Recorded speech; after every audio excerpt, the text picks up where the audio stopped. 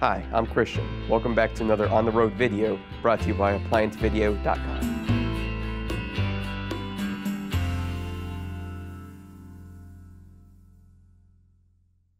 Stop. Before beginning any repair, always be sure to disconnect the power to the appliance. It is also recommended to test the outlet for proper voltage. Remember to also turn off the water. Today we're going to take a look at the sump assembly on this Maytag under-the-counter dishwasher. A faulty sump assembly will cause the dishwasher not to clean properly. It may also cause grinding or buzzing noises. To begin this repair, we first must access the toe kick. For video purposes, we have leaned the dishwasher on its back on a protective surface. We're going to begin the uninstallation of the sump assembly. The first thing we want to do is disconnect all the wires down here, remove the turbidity sensor and the thermostat. The tools you will need for this repair are a pair of needle nose pliers, a 1/4 inch nut driver, a flat blade screwdriver, a T20 Torx drill bit incorporated with the drill, or a T20 screwdriver. So first thing we're going to do is begin by removing the ground screw. On the actual motor itself, it's held in with a 1/4 inch screw.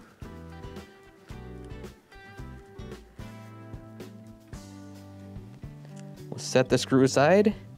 Since we already have our 1/4 inch nut driver in our hand, we'll go ahead and remove the wires that go to the actual thermostat. We're just going to pull straight off on.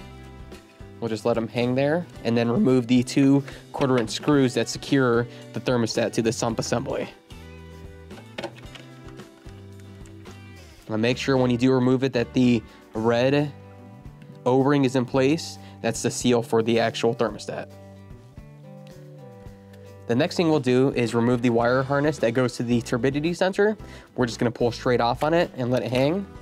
We will remove the 2 T20 screws that secure the turbidity sensor to the actual sump assembly.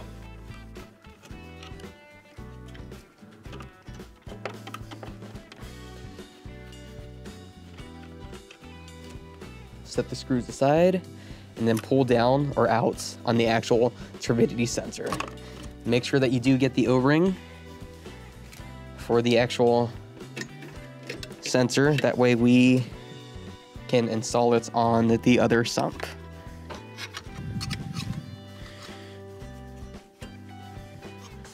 Next thing we want to do is remove the motor connector. To do so, we're going to push it on each tab on each side and pull straight out on it, just like that. The next thing that we have to do underneath is to remove the drain hose. The drain hose is secured by one clamp. It's a threaded clamp that uses a screw, which is a flat blade. We're gonna unscrew it counterclockwise to loosen it. Once it's loose, we can go ahead and start pulling out on the actual drain hose, just like that. So the last thing we will do underneath is, this is a retaining ring that actually holds the sump assembly in place. So we're gonna pull up on the ring carefully and then push back. We're gonna do so until the tabs for the sump assembly are clear so we can push the actual sump assembly into the dishwasher. So to do this, we're gonna set the dishwasher upright, pull it through, and then lay it back on its back.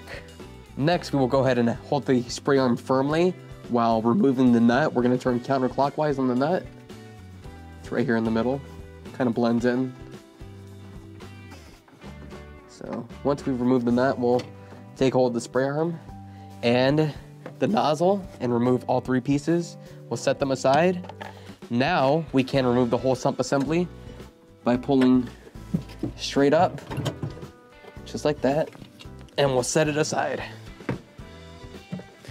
The first step to do before installing the sump is just to, using a rag, a clean rag, we're gonna wipe down the center rim. This is where the seal for the sump assembly rests and makes the seal so it doesn't leak.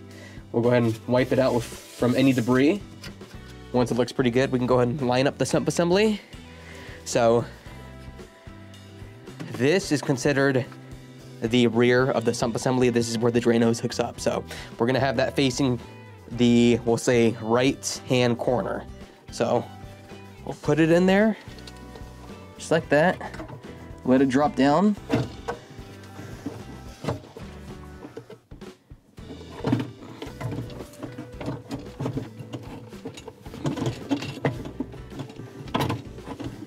So once it's in there, once we just have it in there, we'll have to line it up from the rear of the actual dishwasher. So now we can go ahead and tip it back on its back and finish the installation from the bottom.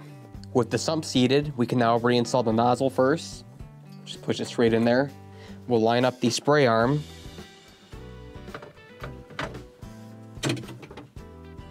Once it's lined up, we can re-secure the spray arm by screwing on the nut.